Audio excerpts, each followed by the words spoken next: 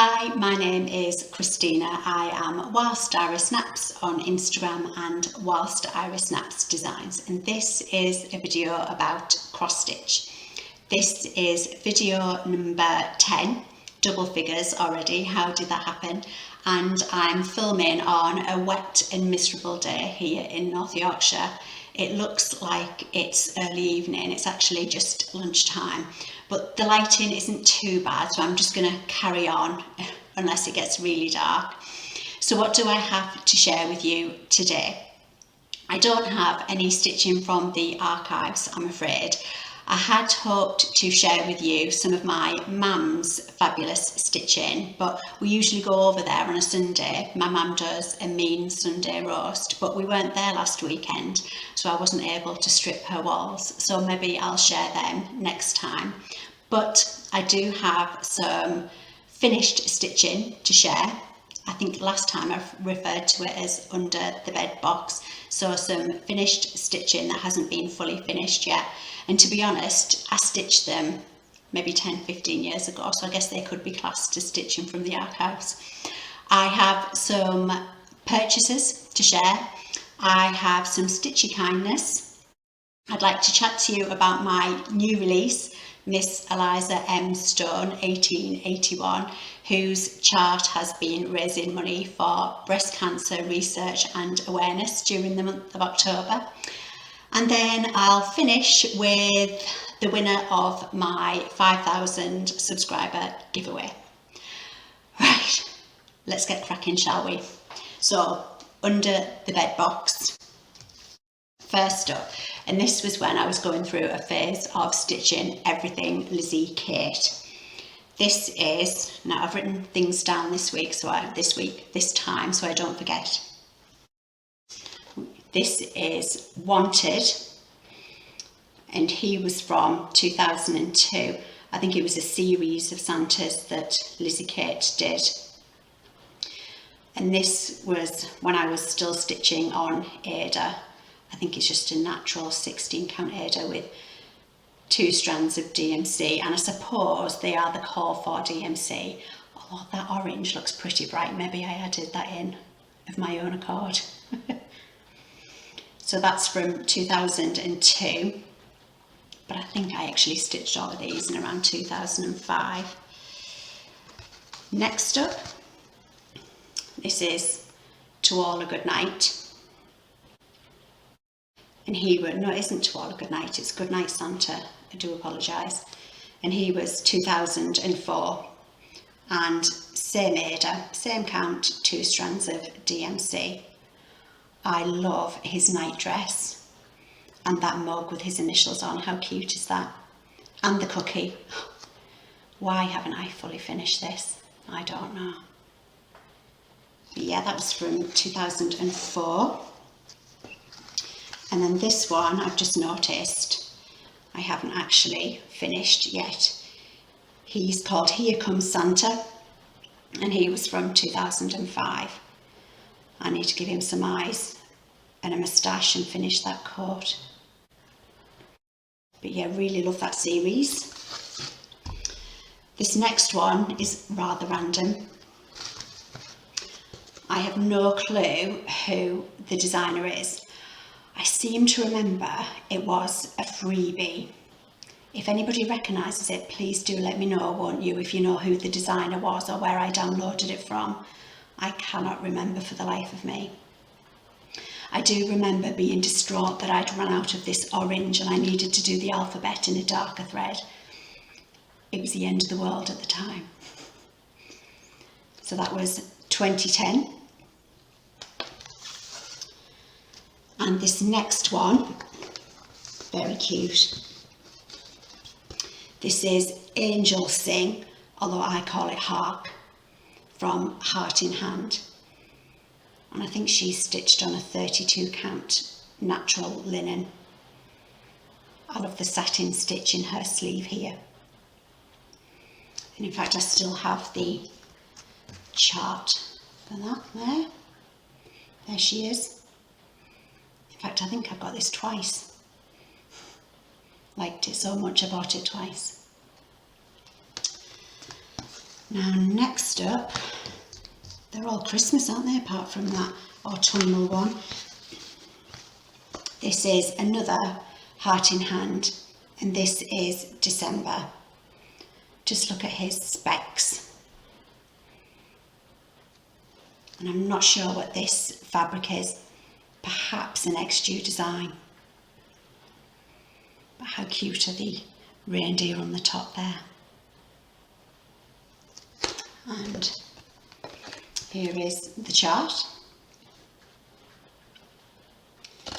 And last but not least, probably my favourite, this is called, oh it's a bit raggedy, I've gone really close to the edge with this one. This is Winter Peace. Let's see if I can get a close up of that. Isn't that snowman cute? And the designer, Sisters and Best Friends. I don't think they design anymore. And this is just a natural linen stitched with the DMC. And there's the chart. I think the called for colours were sampler threads, but yeah, I did them in DMC. Matches my jumper.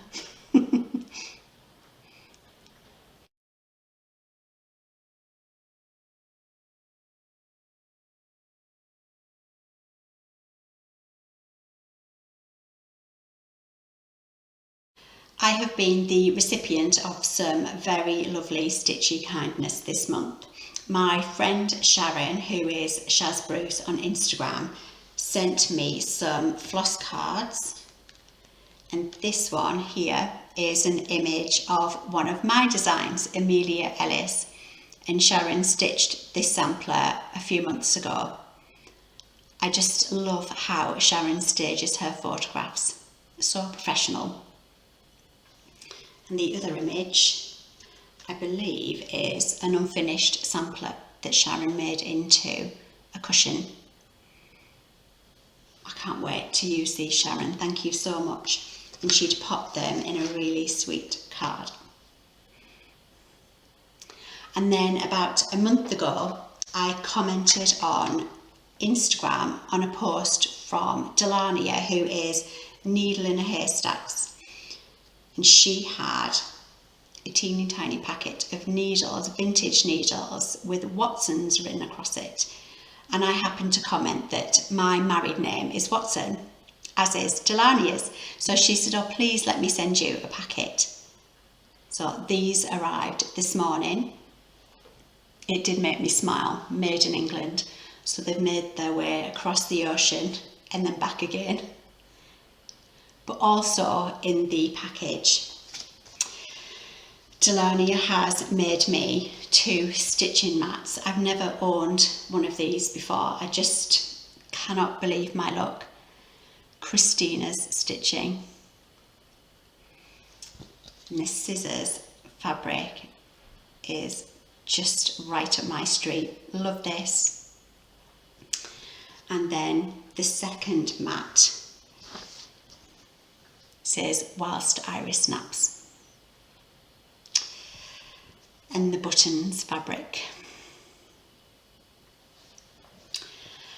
I'm not really sure I know what to say. I was just completely blown away. The generosity of this stitching community never ceases to amaze me. Thank you, Delania.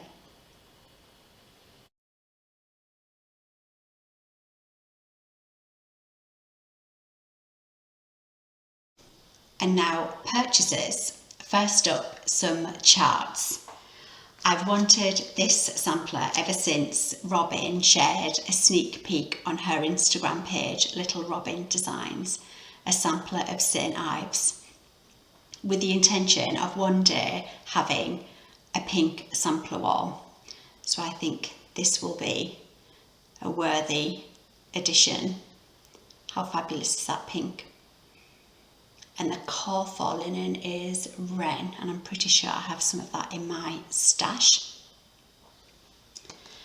And then I have a hands-on design chart from the series Fright This Way.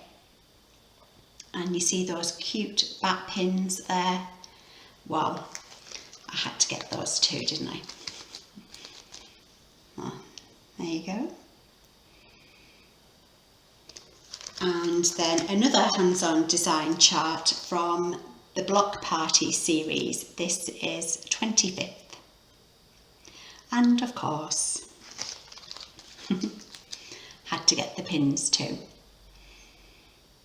And I got all of these from Sue at Peakside Needleworks here in the UK.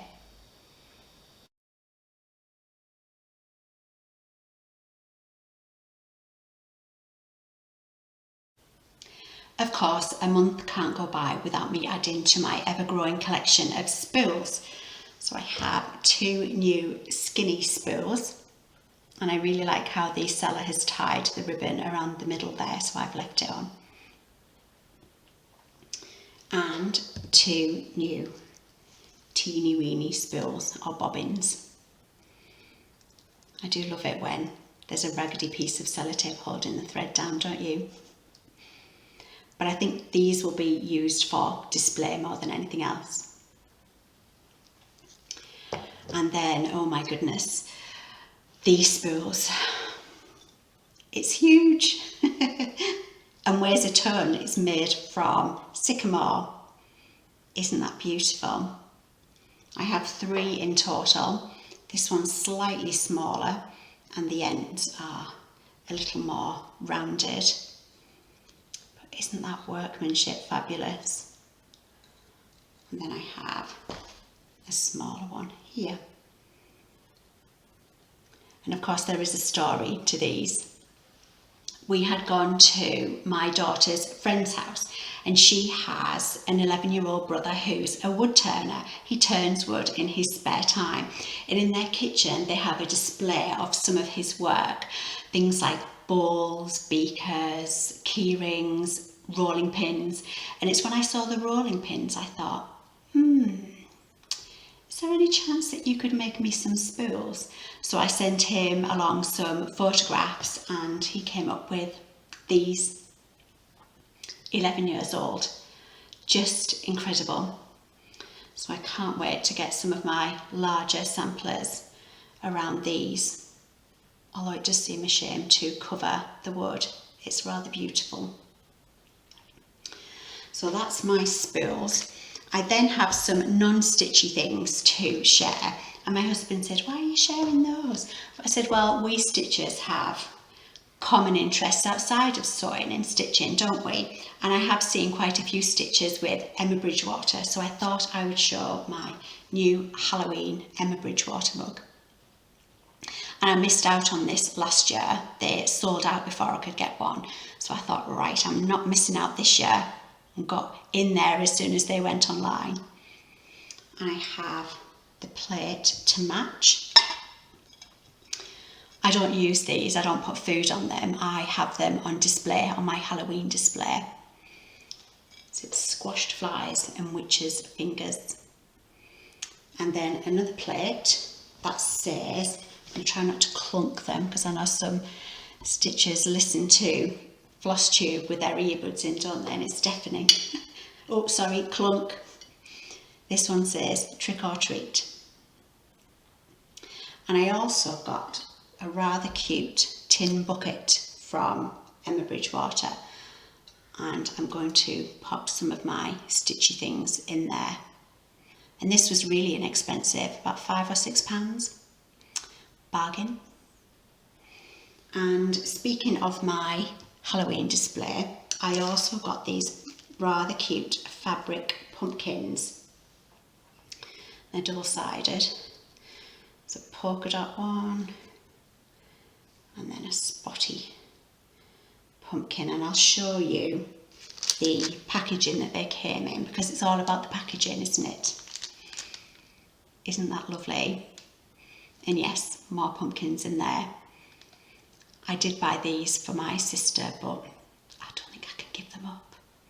Sorry, Hayes. The shop is Emma Corrie Designs. Isn't that a really lovely thank you card? And she did say that she will be getting some more of these in stock. So like her Instagram page and you might be lucky enough to grab some of your own.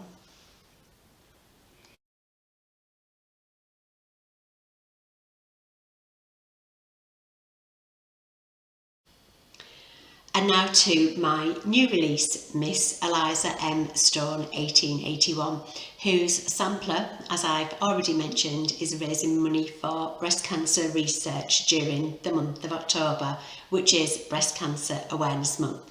So I'll start by telling you how this came about. Well, at the beginning of the year, I had decided that I would like to release a pink sampler in October, and for the proceeds from that chart to go directly to a cause that's very close to my heart. And around that time, my friend Deb, who is DSG1964 on Instagram, had sent me a photograph of an antique sampler that she had just purchased, a very bright antique sampler, and that she had in fact restitched herself in blue. Now the bright colours weren't really to my taste, but in blue it looked stunning. And Deb had already said I was more than welcome to reproduce the sampler if I wanted. So I asked Deb, was she okay with me stitching Eliza's sampler in pink and for the proceeds to go to a breast cancer charity? And she said absolutely, she was on board for that. So let me start by showing Eliza's original sampler. Get the sunglasses at the ready. There we go. And Eliza stitched her sampler in wool. 4 colours: green, purple, orange and pink. And who's to know whether these colours were the only ones available or whether Eliza chose them herself. Maybe they were her favourite colours. I guess we'll never know. But I'll also put in a photograph of Deb's version in blue.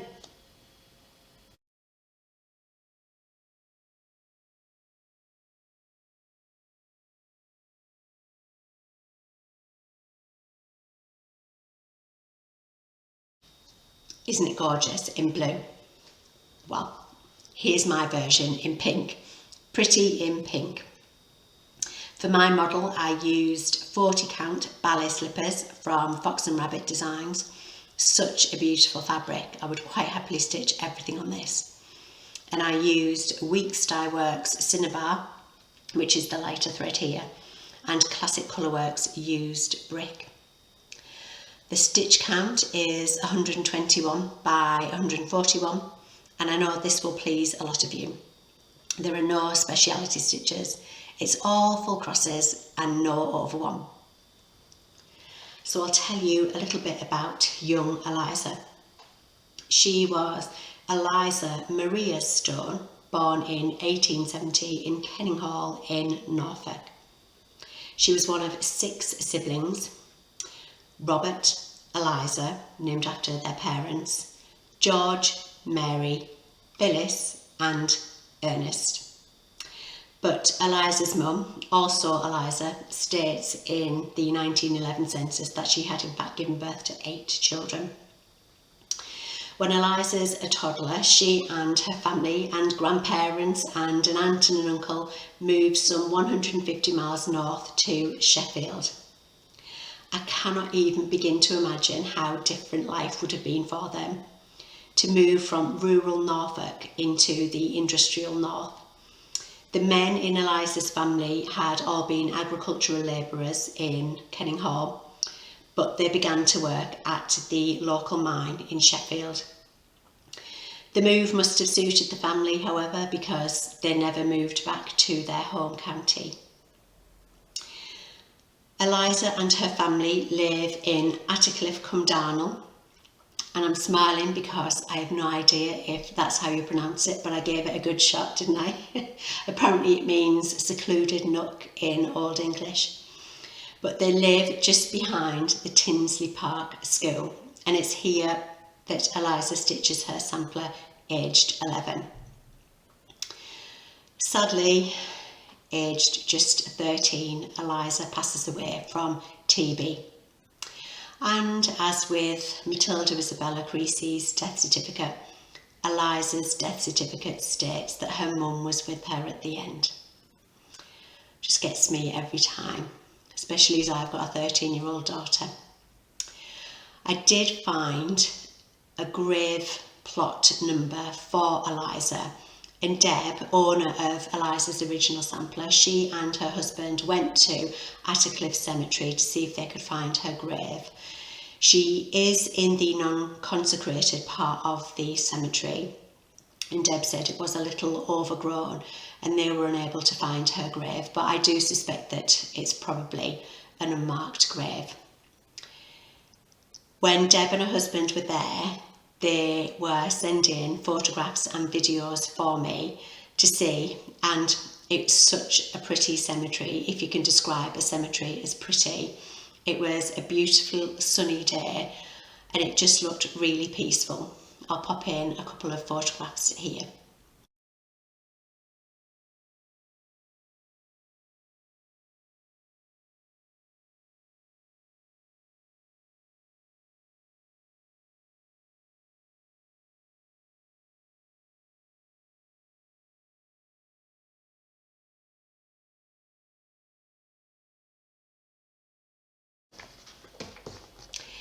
If you would like to stitch Eliza's sampler, please could I ask that you make a donation to my Cancer Research UK giving page, and I'll put the link down below. When I was setting up the page, it asked which area of research I would like the donations to go to, and of course I said breast cancer. The idea was that when you made your donation and received the thank you email, that within that email there would be the link for Eliza's chart. And I'd spoken to customer services at Cancer Research UK and they said, yep, that will work, no problem. Only it doesn't. Some people have been getting their link and others haven't. So my husband and I have been having to refresh the link several times an hour, which isn't so bad through the day, but definitely can't be done through the night. So customer service have said that the IT department are on it. They're trying to fix whatever technical problem it is, but that it could take up to 5 working days. So I think until they've fixed the issue, I'm just going to put the link at the top of my Cancer Research UK giving page.